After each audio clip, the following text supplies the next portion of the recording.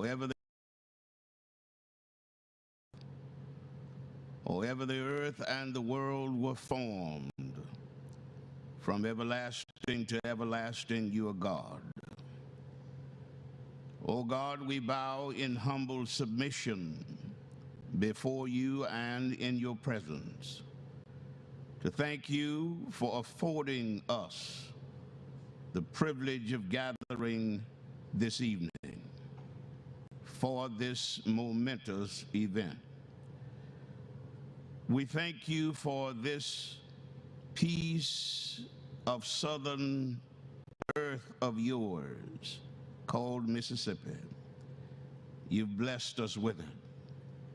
And we know, God, that just like our ancestors before us, we are only stewards of what you have entrusted to us.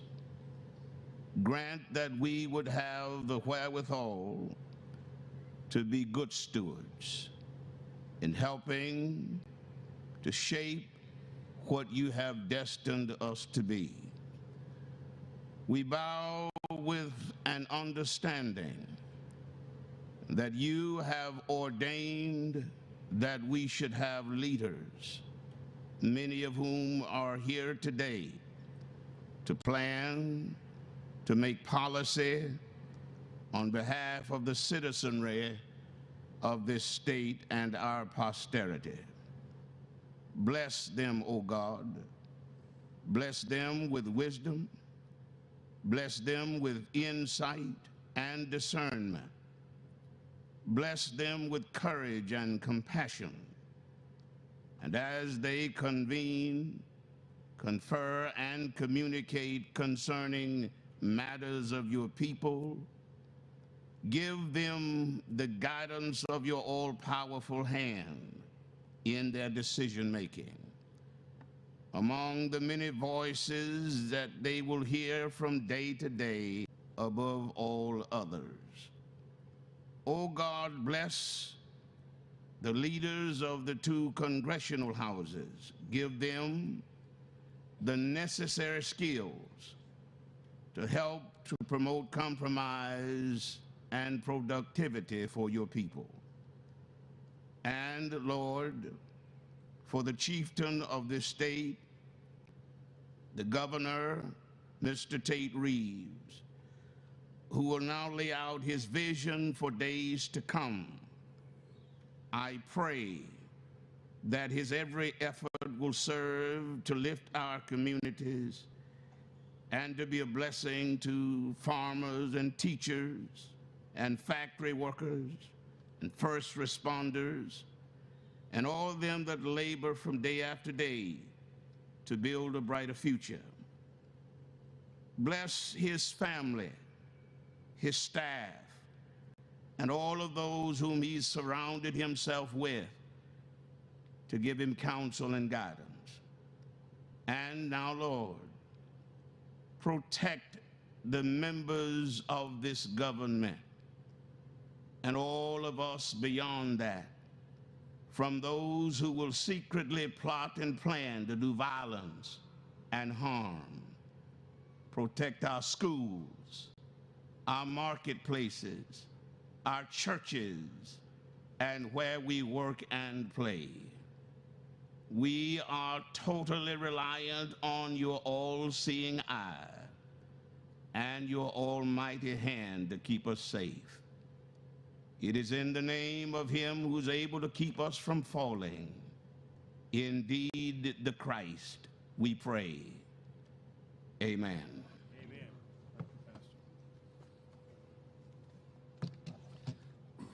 Thank you, Pastor. At this time, please join me in welcoming our Lieutenant Governor, the Honorable Delbert Hosemann.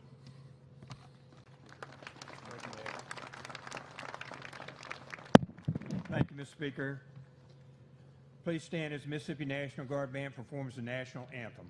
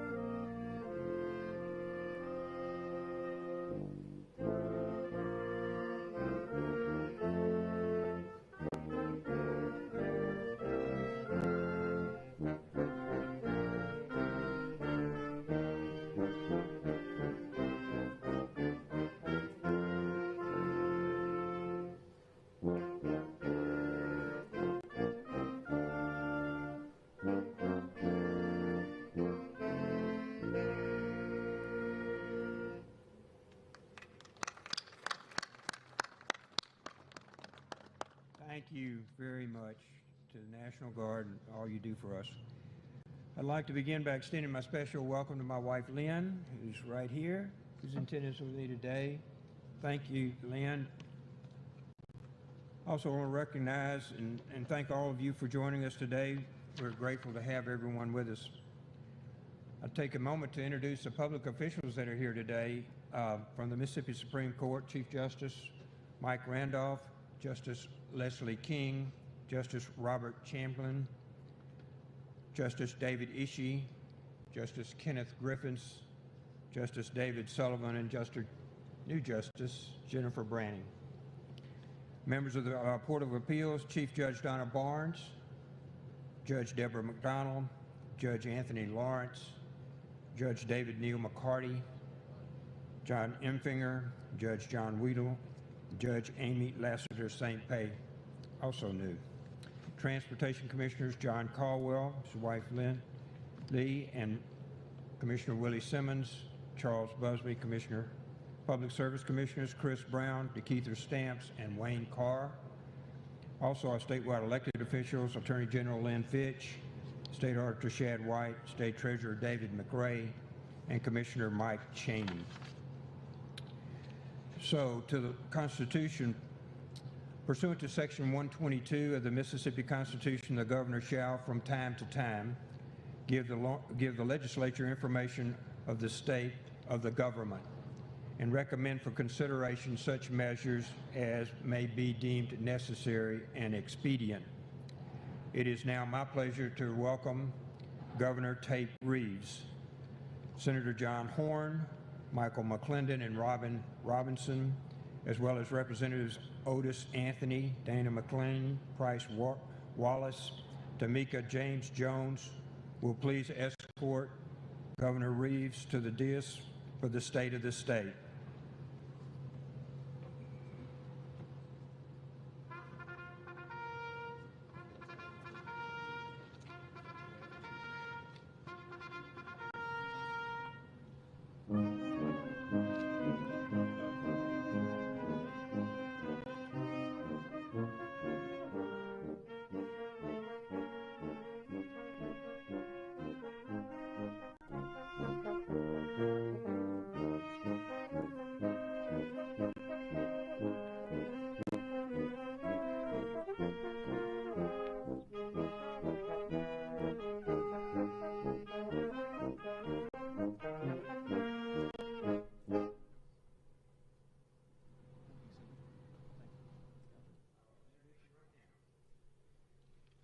Governor Tate Reeves is now recognized to give the 2025 State of the State Address. Governor Reeves.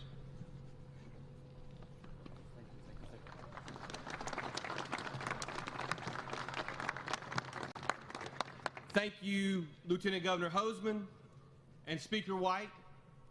To the members of the legislature, other distinguished guests, and to all of my fellow Mississippians, thank you. The State of the State is a time-honored tradition delivered by governors for years. It is how we mark the end of one year and the beginning of another. And I just got to tell you, the year we just ended is going to be an awfully hard act to follow. Thanks to your hard work and commitment, the state of our state marks 2024 on so many levels as the most successful in Mississippi history. Together, we broke record after record after record, and our economy roared. Billions of dollars were invested in our state, and thousands of jobs were created. Unemployment reached an all-time low, and Mississippi was top 3 in the nation for the fastest growing economy and top 4 in the nation for the fastest growing per capita income in all of America in the most recent data.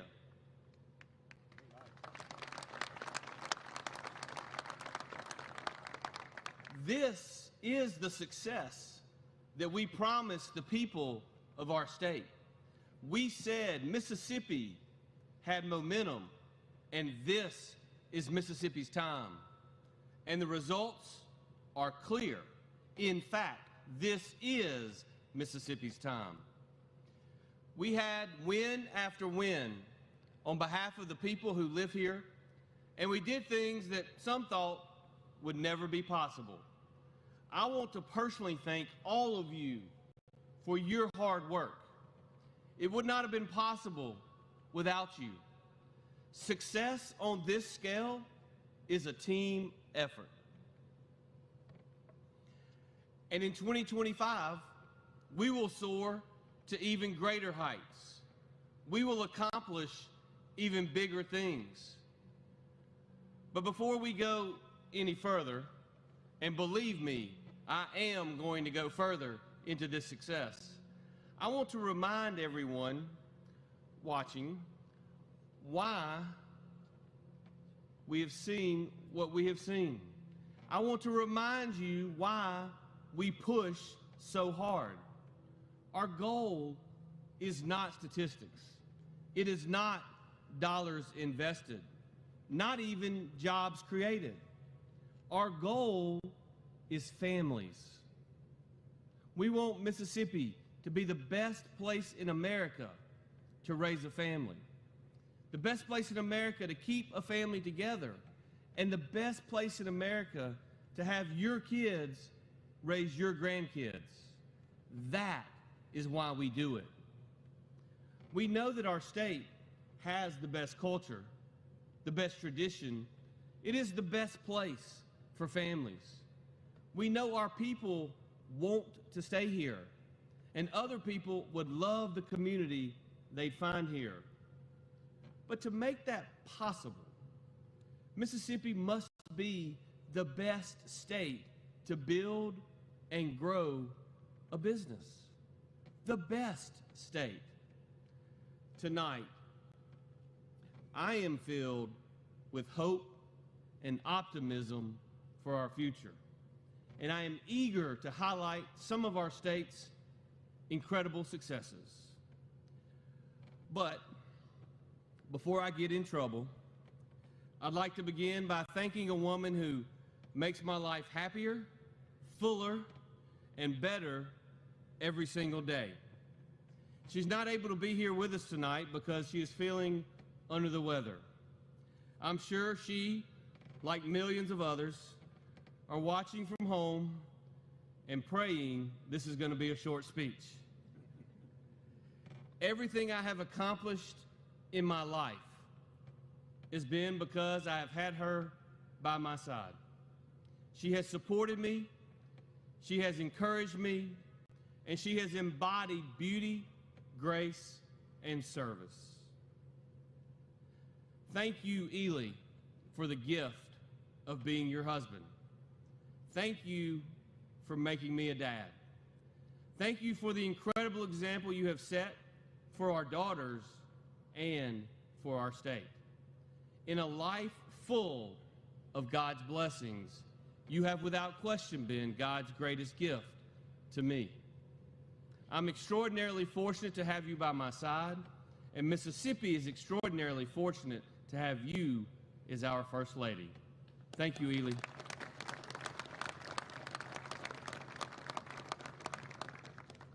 And I hope you feel much better soon. 2024 was the single greatest year ever for Mississippi's economy. Billions of private sector dollars were invested here. Thousands of new jobs were created. An unprecedented economic development success benefited every region of our state. In fact, since I've been governor, Mississippi announced over $32 billion in new private sector investment. Let me say that again, $32 billion in new private sector investment has flowed into Mississippi since 2020. But this $32 billion is more than just figures mentioned in a speech or more than just numbers on a page. It's not about talking points. It's what they will do for our people that makes all the difference in the world. This $32 billion is a game changer for our state and for our citizens. These aren't dollars that will just sit in a bank account collecting interest. Instead, they are being deployed in a way that is in the best interest of Mississippians and in a way that will make Mississippians' lives better and will make our entire state stronger. This $32 billion is helping to create thousands of jobs for the people who live here. It's helping families fill up their gas tanks, and it's helping put food on their table. It's helping even more workers seize better job opportunities, and it is helping Mississippi seize the momentous economic development opportunities that have been placed in front of us. My hat goes off to everyone here today for making this a reality.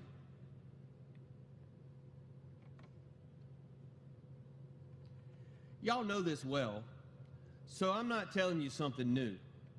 Mississippians are the hardest workers in the nation. We have the best workers in the nation. If you want something built and built right and quickly, I say to every company in America, come build your products in Mississippi. Together, by staying true to our fiscally conservative principles, we've sent a message to America. And quite frankly, we've sent a message to the world that Mississippi is open for business. We have what it takes to get your products to market, and we will always get the job done. That's why, since 2020, we have created tens of thousands of new jobs and an economy that works better for every Mississippian. The results have been felt all across our state, from North Mississippi all the way to our Gulf Coast and everywhere in between. Make no mistake, something special is happening here, and it's something we should all celebrate.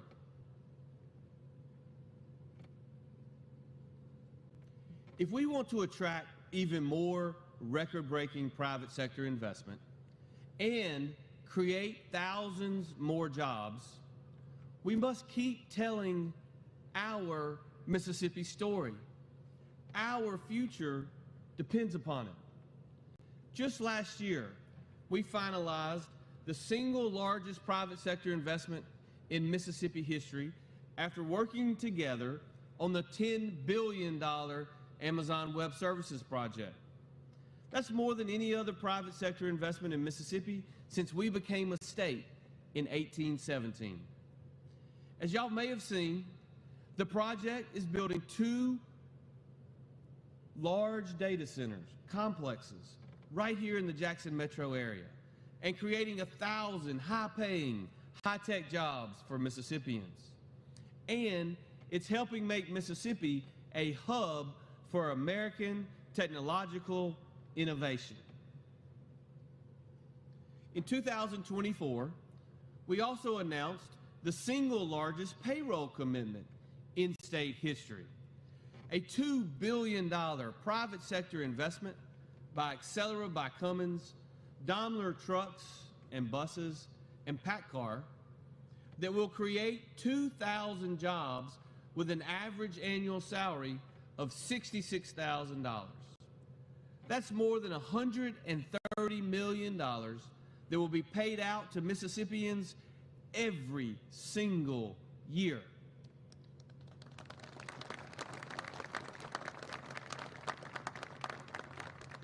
We also recently broke ground on the largest private sector investment in the history of the Mississippi Delta, a $1.2 billion investment by Entergy to build the Delta Blues Advanced Power Station in Greenville. Once completed, this facility will generate enough energy to power 385,000 Mississippi homes. That's a lot of power.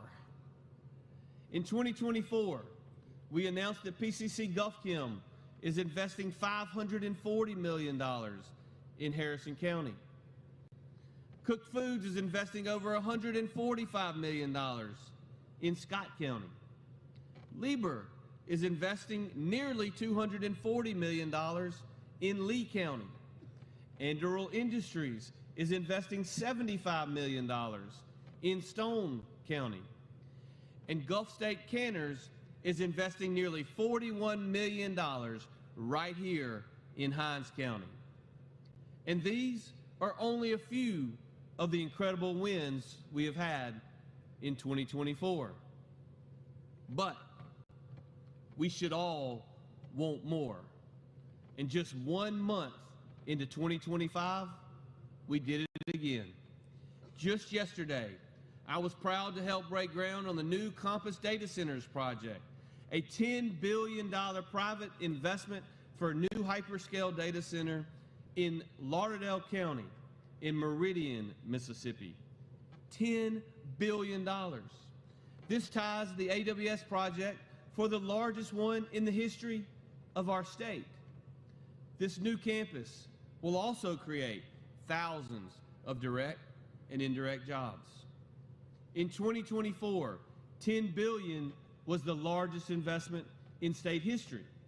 In 2025, $10 billion is simply just our first major win.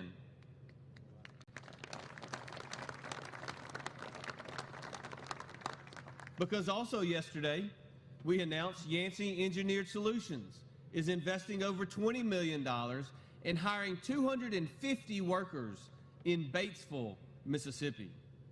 This truly is Mississippi's time.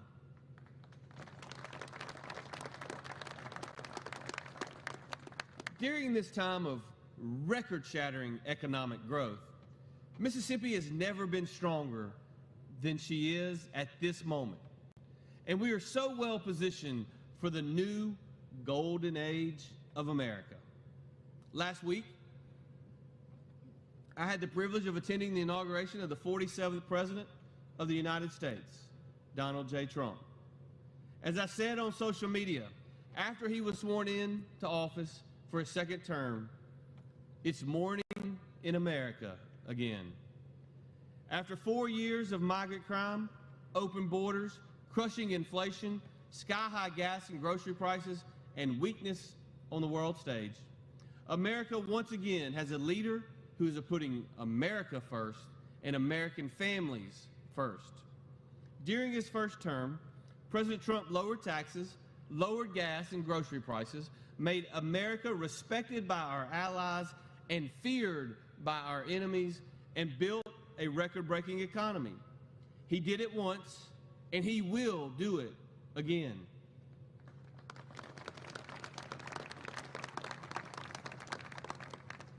President Trump is unleashing the American energy industry. The phrase, "drill, baby, drill," represents not only his unwavering commitment to producing energy right here in America, but his commitment to protecting the jobs of every man and woman who keeps America's economy moving. On his first day in office, President Trump removed us from the disastrous Paris Climate Agreement, revoked Joe Biden's ban on certain oil and gas drilling, and reversed the Biden ban on new liquefied gas export facilities. On his first day, President Trump was focused on making America energy rich, energy secure, and energy independent. But while Mississippi may have an ally in the White House, we are in intense competition with our fellow states. We are competing for jobs. We are competing for new private sector investment. And we are competing to retain a technologically advanced workforce. It is critical that we continue to invest in our state and create an economic climate that supports businesses and the investment and jobs they bring. The single best thing we can do for our state and her people is to eliminate our state's income tax. This money does not belong to the government. It belongs to the hard-working Mississippians who earn it.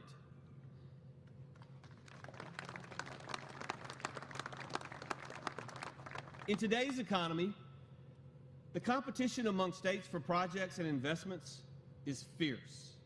You've heard me say before that we are competing with states like Texas and Tennessee and Florida, all of which have no state income tax. Other states have taken notice of what is happening here in Mississippi. Not only have they taken notice, moreover, they've taken action.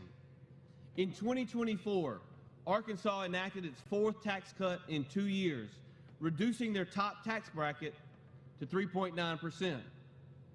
A random number, I'm sure. In a recent special session, Louisiana cut their top bracket to 3.5%. And in Georgia, in his State of the State address, Governor Kemp recently called for yet another reduction in their income tax rate. The competition for jobs and investment is real, and our fellow states are not waiting, they are competing. It is critical that Mississippi do the same. On that note, I would like to recognize and personally thank Speaker Jason White and House Ways and Means Chairman Trey Lamar for their work on House Bill 1.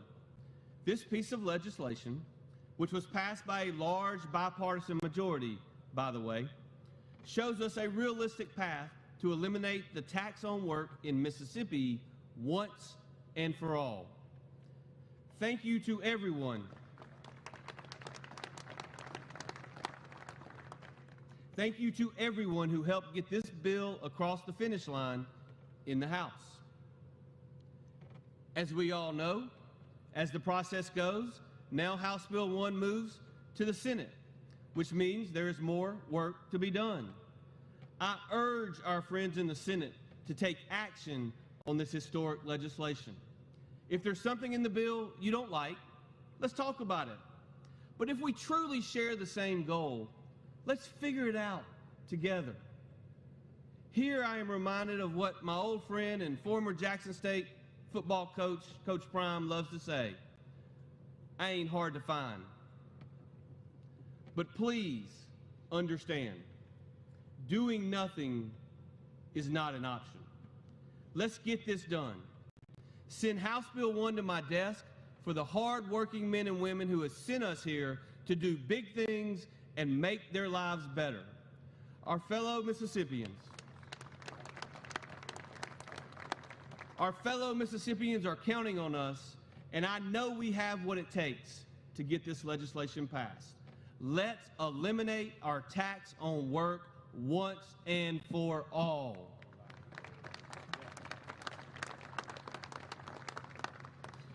We always need more dollars flowing through Mississippi. We always need more action in the state of Mississippi. We know how to make that happen.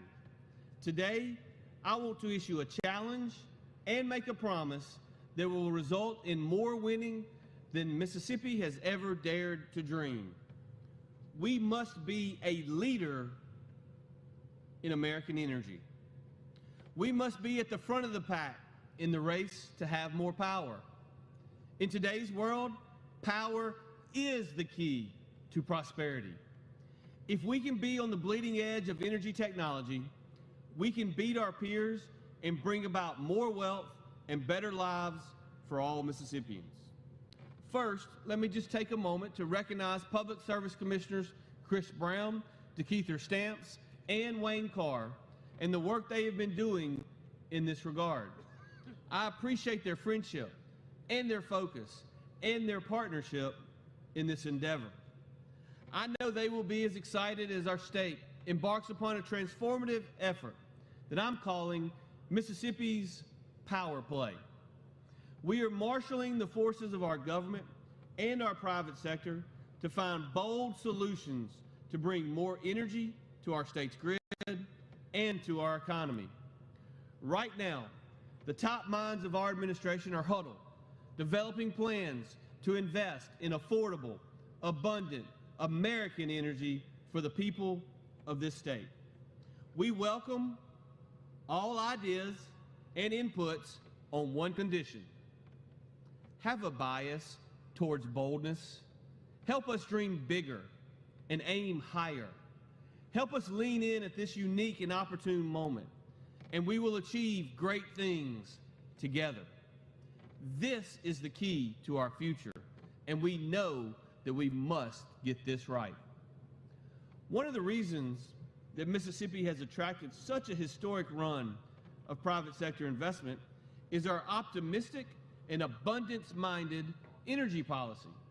I'm telling you, when private sector companies learn that they can trust that we can provide the power to manufacture, to smelt, and to compute, their eyes light up and their wallets open up.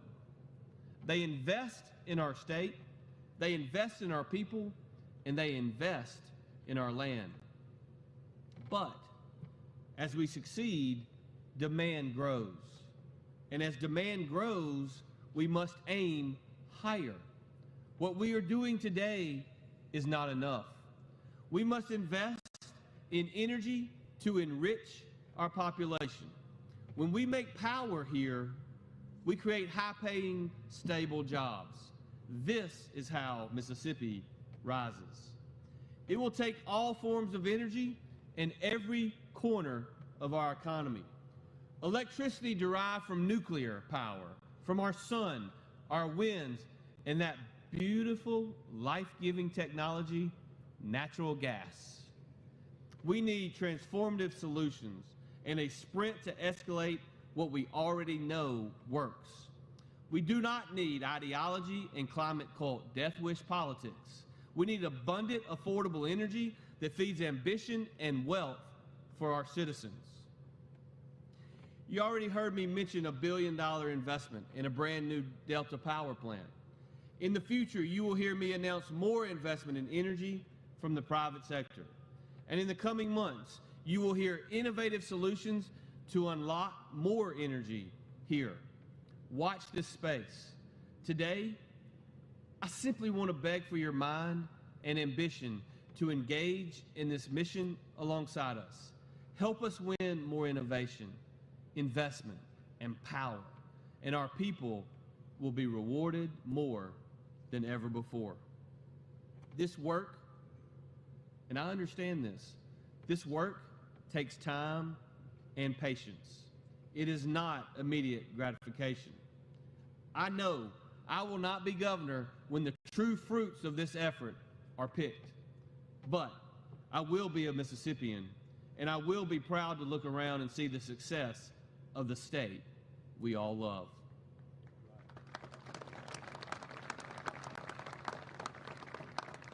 My friends, you've just heard me talk about the best things we can do to strengthen Mississippi and uplift her people. But I also want to spend a few minutes talking about what we shouldn't do, because that's also vitally important to the future of our state. First, we must continue our focus on expanding our workforce, not on expanding welfare. We need more people working, and we need less people dependent on government programs. Therefore, we must again resist the urge to use taxpayer dollars to expand government, because the radical left isn't going to give up. Instead, they're working overtime to influence some of our lawmakers. My friends, America is over $36 trillion in debt. We now have an administration in Washington that is dead set on reducing spending and getting us closer to a balanced budget. Medicaid changes, for example, are coming. What they will be, we do not yet know. But there is a large possibility that those changes will result in a greater spend by states who have enacted this type of welfare expansion. With all of the good things happening in Mississippi, especially when it comes to workforce development and economic development and job creation, now is not the time to expand welfare in our state. It's actually the worst possible time to do it. After all, why would we change course and sprint left when so many good things are happening here as a result of our conservative policies. Another way we will get our state to where we want to go is by giving parents more choices and by continuing to raise standards. We cannot keep doing the same old thing and expect to get new and improved results. Mississippi has produced some of the greatest authors to ever walk this earth. Entire courses have been taught on the volumes and volumes of books and passages they've written. But while our state's authors have perhaps the best vocabulary in the history of man, there are 3 words that should be permanently struck from Mississippi's dictionary. They are complacency and status quo. In 2025, we will keep our momentum going. We will see Mississippi's economy grow even more. We will see even more high-paying jobs created. We will see even more Mississippians with the skills they need to be successful in the jobs of the next 50 years. And we will see our state rise to even greater heights. But only if we commit to leaving our comfort zone. This is especially true in education. During my time as governor, we have seen record-breaking academic success in our state. It has been so profound that the New York Times, even the New York Times of all papers, referred to it as the Mississippi Miracle. We have seen record achievement from our kids in a variety of subjects. We have seen record high graduation rates, and we have seen record low dropout rates. Our kids are learning more than ever before, and our kids are graduating into one of the strongest economies in state history. Even earlier today, we received even more proof that what we have done is working. Mississippi's brand new hot off the press data from one of the top testing institutions, the National Association for Educational Progress, shows that we broke educational achievement records yet again. Listen to this. Our 4th graders are #1 in the nation. Let me say that again. #1 in the nation in reading and math test score growth. My friends, it's just not stopping. Mississippi kids achieved their highest ever rate of proficient and advanced scores on these testing measurements, the highest ever. Our African American students, you've heard me talk so many times about how proud we are of them being #5 in the nation on their testing scores amongst their peers. Well, we can no longer say that they're #5 in the nation, because now they're #3 in the nation amongst their peers. And we won't stop until they and all of our students are #1. Our Hispanic students scored #1 in the nation in reading and #2 in math. Overall, our 8th graders ranked among only 13 states in the entire nation whose scores didn't fall this past year. I'm going to let these numbers sink in for a minute. Best in the nation, #2 in the nation, #3 in the nation. In fact, Mississippi's 4th graders now rank #9 overall in America for reading scores, and they're #16 for math.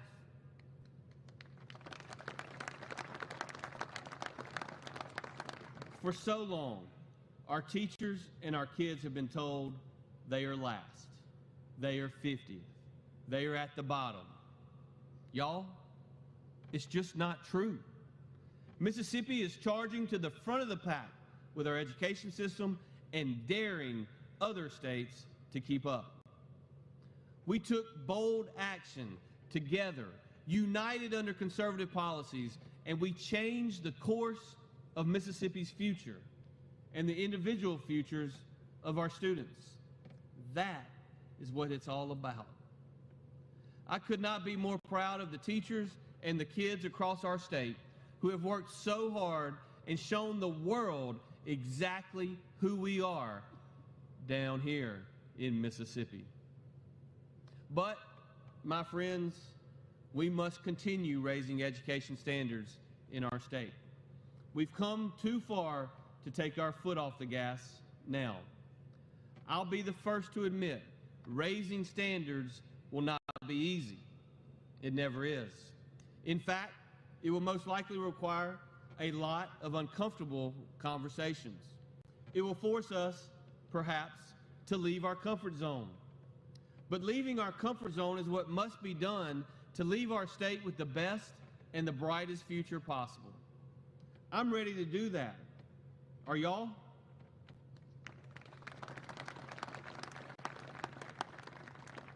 Now, there are some inside the establishment that, despite this amazing trajectory we find ourselves on, would have us do the complete opposite.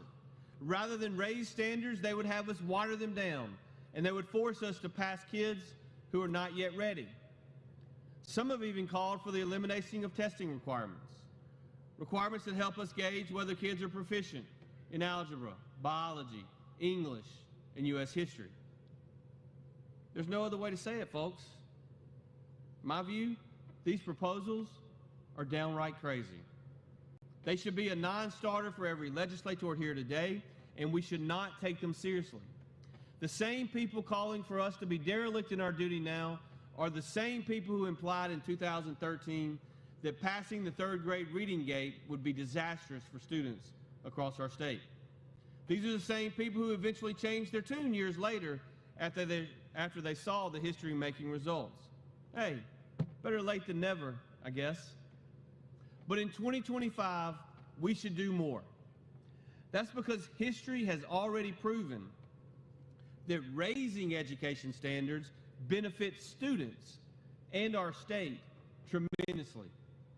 That's why, in my most recent budget recommendation, I proposed overhauling how we grade schools in Mississippi. It is wrong that schools can be awarded with an A or a B rating when more than 70% of their students aren't proficient in reading. Let me say that again for the folks at home. There are schools in Mississippi who are hanging their hat on their rating when 70% of their students can't read at an adequate level. That's just flat out wrong, and we must put a stop to it. To truly best prepare our students for adulthood, we must hold school districts accountable. And that's why I propose revising the accountability system to place a greater weight on proficiency and less weight on growth in academic achievements. We got the nation talking about the Mississippi Miracle before. We're doubling down right now, and we'll have them talking about us again and again and again if we can get this done in our state. Our future is too important to accept anything less, and I look forward to working with all of you to make it happen. I'm in this for the long haul. And while we're at it, we should insist that our higher education institutions train Mississippians to earn. Far too many students are stuck in tracks that will not lead to fruitful careers. That may be fine for a few who want to go down academic rabbit holes, but the focus of our investment and our efforts should be preparing our kids to live well. We must focus on degrees that lead to lives of prosperity and stability. I've engaged in a lot of conversations with CEOs considering investing billions in our people. And I've never heard one of them ask if we have a workforce of gender studies students prepared to take their high-paying jobs. They are ready to pay Mississippi mechanics, engineers, and technologists. They are ready to take those trained in business and science and fill their families' bank accounts. We need a return on investment for the hundreds of millions of dollars we put into our colleges and universities, and that return should appear in the wages of our workers. I urge my friends in policymaking to consider innovative approaches to achieve this.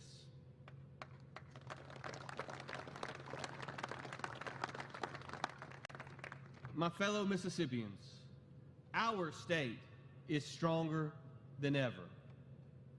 That's because in the midst of all the special things happening here, we remain Mississippians. We are bold, creative, accomplished, and fearless. These qualities created the greatest year in Mississippi's history in 2024.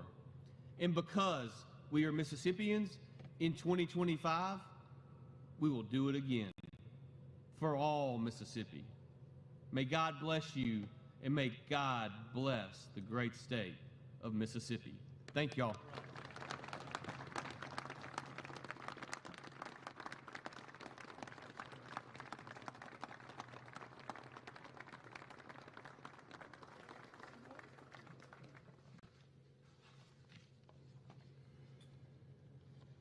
Thank you, Governor Reeves. The gentleman from Rankin, Representative Shanks, is recognized for a motion. I move that the Joint Assembly now be dissolved. Gentleman from Rankin moves to dissolve the joint session of the Mississippi Legislature. All in favor signify by saying aye. Aye. Opposed, no. The ayes have it.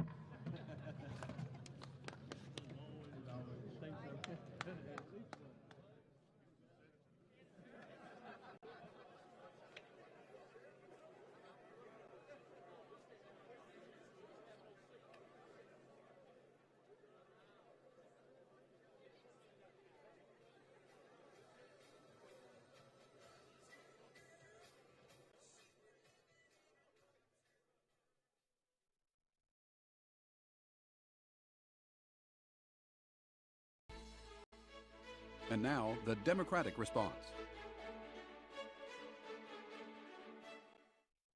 Hello and good evening. My name is David Blunt, and I represent District 29 in the Mississippi State Senate. That includes part of Jackson and the Byram-Terry area of South Hinds County. I serve as the Vice Chairman of the Senate Democratic Caucus, and I'm here to give the Democratic response to the Governor's State of the State address. This is being recorded before we hear what the Governor has to say. As Democrats, we want to talk to you about a few big issues. Whether you're a Democrat, Republican, or Independent, we're asking you to consider these ideas for yourself.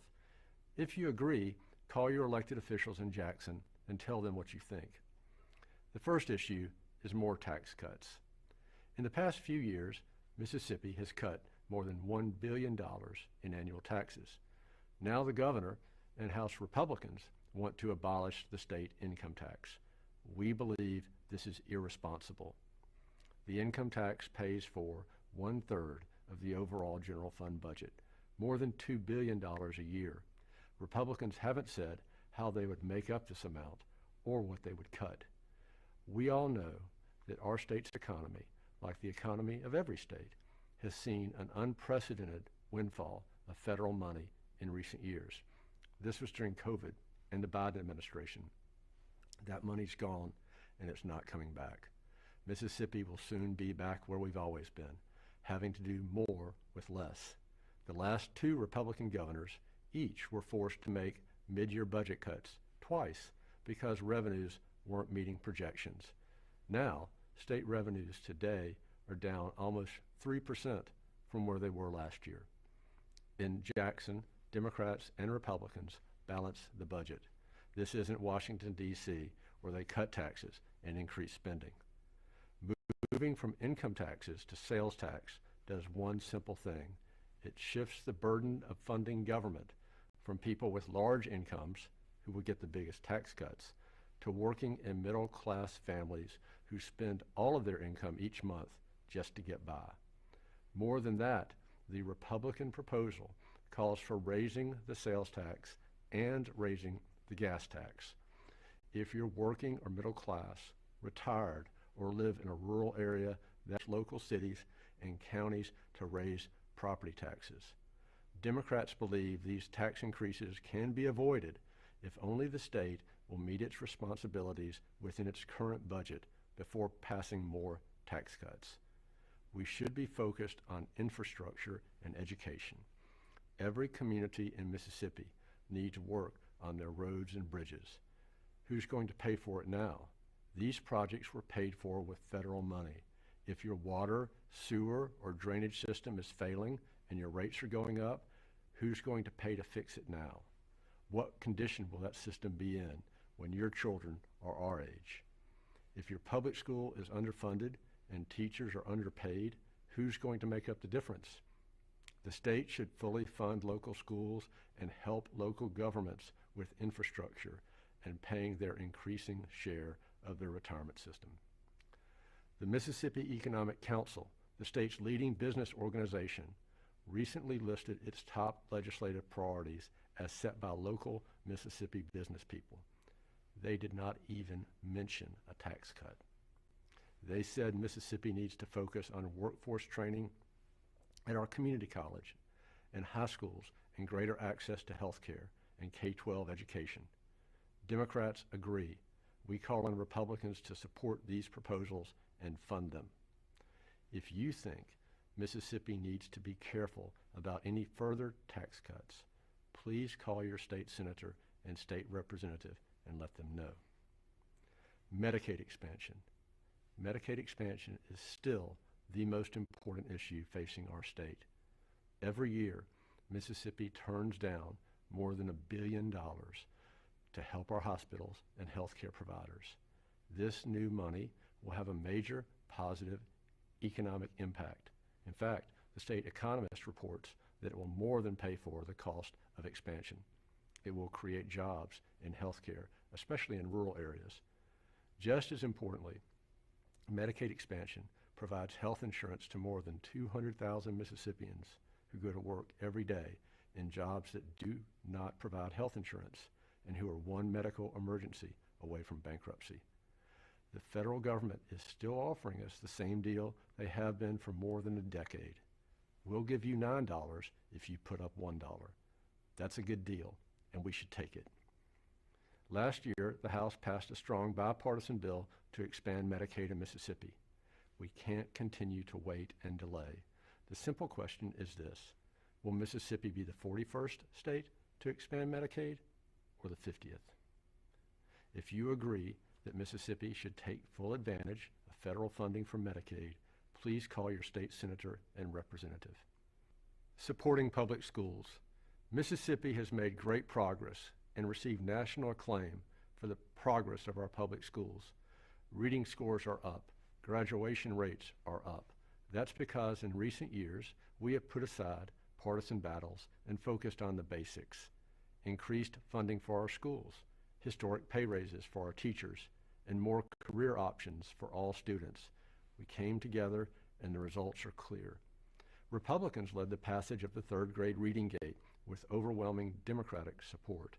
Democrats and Republicans have pushed for more reading coaches to help students who had fallen behind and for more career coaches. We passed a new funding formula that increases funding with greater equity. We have been working together. Now, some Republicans want to blow it up. They want to send tax money to private schools in the name of school choice. What is school choice? For some, it's allowing students to transfer from one public school district to another. Does that mean a student in Jackson is free to go to Clinton, Madison, or Brandon? A student in Moss Point to Ocean Springs, Tunica to DeSoto County? And what will the effect of this be on local property taxes? Could this create a transfer portal for high school sports? We'll see exactly what they propose this session. Other Republicans suggest that the state should give every student a voucher to pay private school tuition. Let's do a little math. The state spends about $6,800 on each student in public schools. There are around 50,000 students in private, church-related, and home schools. And let's be conservative and say 10% of students currently in public schools choose to use a voucher to go to private schools. That's $630 million a year. Most of it is a new cost to you and the state budget. As Democrats, we believe that any school receiving state funds should be subject to the same academic accountability standards and the same oversight by the state auditor as public schools. Democrats also believe in raising teacher pay. We supported the bipartisan teacher pay raise bill. However, other states have kept raising pay, and in just a few years, much of that raise has been lost to higher insurance premiums. To be specific, if you're a teacher married with 2 children, almost half, 43%, of your take-home pay from that raise now goes to pay higher insurance costs. Ask Republicans what their plan is to keep pace with other states and help with insurance. We must keep supporting our teachers and fully fund our schools, and more tax cuts will make that impossible. If you agree with us that we're on the right path and need to keep supporting our teachers and schools, please call your state senator and representative. Democrats want to restore the initiative process. We want to give you back the right to sign a petition and put issues on the ballot. Since the Mississippi Supreme Court took this right away from you, Republicans have had 3 years to restore it. They haven't done it. It sure looks like they don't want you to have the right you had for 30 years. If you agree with Democrats that you should have the right to the initiative process so you can vote on issues, please tell your state senator and representative. Democrats stand for protecting the public employee retirement system. We believe the state has a contractual obligation to our employees and retirees. That means protecting a defined retirement benefit and keeping our promises, including an annual cost of living adjustment to all of our retirees. We agree with Republicans that a new benefit tier is necessary for people who haven't started to work yet. However, let's be clear, that by itself is not enough to fix the system for the long term. Meeting our obligation is going to require more money. We should get the retirement system in order before passing even more tax cuts. If you agree with us, please tell your state senator and representative. Finally, fighting corruption. Let's face it, Mississippi is currently a one-party state. About 60% of the electorate has 100% of the political power. The problem is that when one party stays in power for too long, some people begin to get sloppy. Some people start to become arrogant. Some people see it as only a way to make money off the taxpayers. We saw this with the welfare scandal. We need competitive two-party elections to keep both sides honest. Mississippi needs Democrats to speak out when it's necessary. And we ask you, whether you're a Republican, Democrat, or independent, to work with us when you think we're right. We believe most Mississippians support these ideas.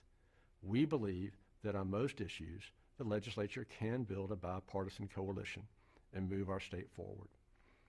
I'm reminded of the historic moment when Mississippi changed our state flag. Initially, that was a goal only for Democrats. There was a shrinking minority of loud people who supported the old flag. Many Republicans at the time thought those people spoke for the whole state. Democrats knew there were many good people, Republicans, Democrats, and independents, who wanted it to change. Then most Republican legislators came to see that we needed a flag that represented everyone in Mississippi. And in a general election, we all found out that 73% of Mississippians agreed. That accomplishment shows what we can do when we work together for all of Mississippi, not just the loudest or the most extreme among us. These are important issues facing our state, and you have a voice in how they are decided. Your state senator and your state representative, the governor, the lieutenant governor, the Speaker of the House, they want to hear from you. The phone number at the Capitol is 601-359-3770. Thank you for listening. God bless Mississippi, and God bless the United States of America.